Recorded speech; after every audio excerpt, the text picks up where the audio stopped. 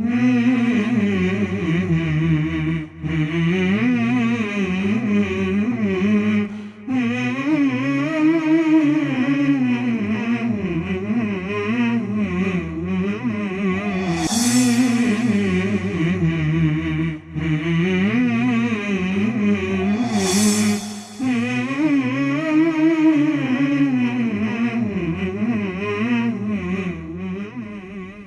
the name of Allah, the Merciful, the Compassionate, and peace and blessings upon Muhammad and the household of Muhammad, one of the sayings and one of the most important lessons to be learned from Karbala and from the journey of Imam Husain alayhi salam is to witness the truth and to acknowledge that each and every one of us is in a continuous battle between the right and the wrong, between justice and oppression.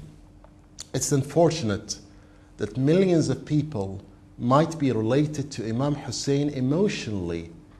Millions of people might cry on Imam Hussein, but a limited number of people are willing to sacrifice for the causes of Imam Hussein. A limited number of people are willing to sacrifice their money, their life, their family, their blood for a sacred cause. And this is the most important lesson to be learned from Karbala. A lot of people reach to Ashoora and live a lovely 10 days of mourning, remembrance. However, they leave Ashoora and they leave the holy month of Muharram and the holy month of Safar without a change in their personality. What we should aim to is to actually change. Just imagine someone who enters into a shower. He enters into a shower, he leaves the shower, but he's hygienically unclean. It's the same in the holy month of Ramadan. It's the same in the holy month of Muharram. What we should aim to is to reach to an ability to change at a personal level. One of our prominent scholars once said, "Every day is Karbala, and every land is Ashoora." Some people might think that this has been said by one of our holy Imams. However, it's been said by a prominent scholar in the school of Ahlul Bayt alayhim as-salam. He says every day is Ashoora. Why is every day Ashoora? Every day is Ashoora because on a personal level, you live in internal struggle between obeying your temptations, obeying your lust, obeying your desires, obeying your lower self, which calls for obedience of everything besides Allah subhanahu wa ta'ala, and abiding by Islamic laws and following the religion of Allah subhanahu wa ta'ala. We live the battle every day in an internal battlefield.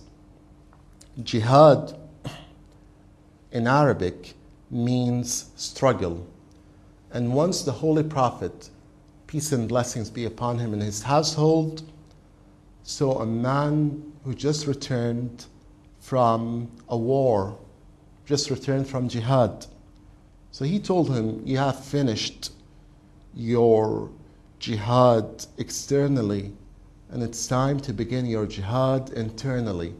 But he phrased it through a lovely strategy in phraseology.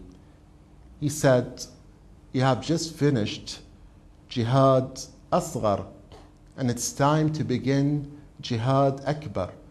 You have just finished the smaller struggle, and you're about to begin the bigger struggle." The true struggle is the struggle within your hearts. The true struggle is the struggle to control your temptations, your desires. And that's why every day is Ashura. Once you succeed in overthrowing satanic temptations, satanic desires, lusty desires, and lust is not just driven by sex. Lust could be related to food, it could be related to social arenas. Once you overthrow whatever makes you a person who is selfish, once you remove selfishness from your heart, and your heart reaches to a stage of serenity whereby you submit internally to the reality that there's only one God, there's only one controller of this universe, there's only one person to be abided, and that person has to be announced by Allah subhanahu wa ta'ala, and He is the Holy Prophet, and the Holy Prophets in each and every arena. And the final Prophet obviously is Prophet Muhammad, peace and blessings be upon him. Once you reach to that stage, you will be able to say every day is Ashura in reality. And why is every land Karbala? Because wherever you go, whether you live in the West or you live in the East, whether you live in Houston, Texas, in the United States, or you live in the holy city of Qom, in the Islamic Republic of Iran, or you live in the holy city of Najaf in Iraq, or whether you live in Lahore in Pakistan, wherever you live, in every land there is a battle between justice and oppression.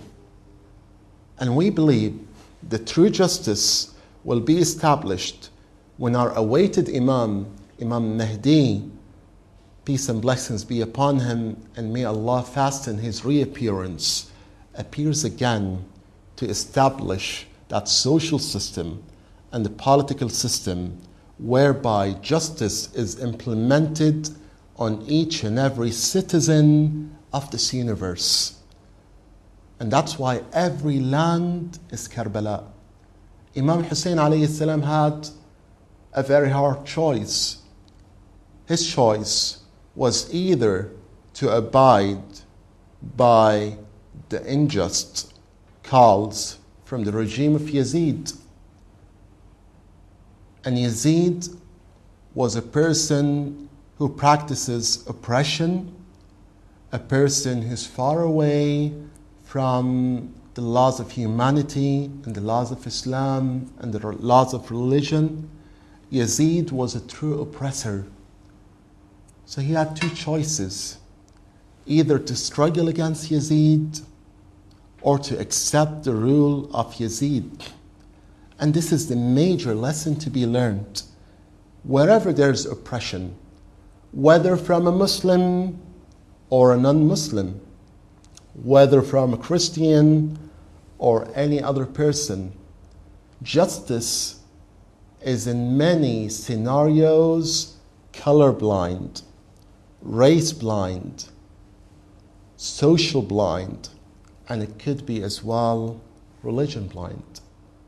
You could meet a person who's a Muslim and who's unjust, and you could meet a person who's not a Muslim and just.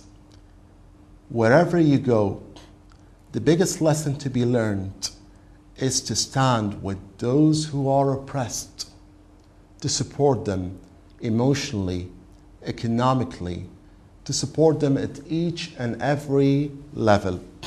And it might be hard in some countries and in some arenas to announce that an oppressor is an oppressor.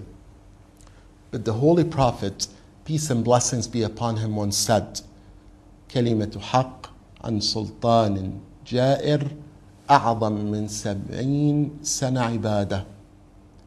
A true word about a ruler who's an oppressor is better than 70 years of worship. Can you imagine that? When you announce that a person does not respect human rights, does not respect the laws of humanity, a person who is unjust, and you tell him in his face that you need to be just, you need to be closer to what justice is, it qualifies to gain you profits in the hereafter, which are much more than 70 years of worship. May Allah subhanahu wa ta'ala enlighten our hearts with the love of Imam Husain alayhi salam. That's enough for today, and we're going to be in another episode, hopefully by tomorrow. Thank you.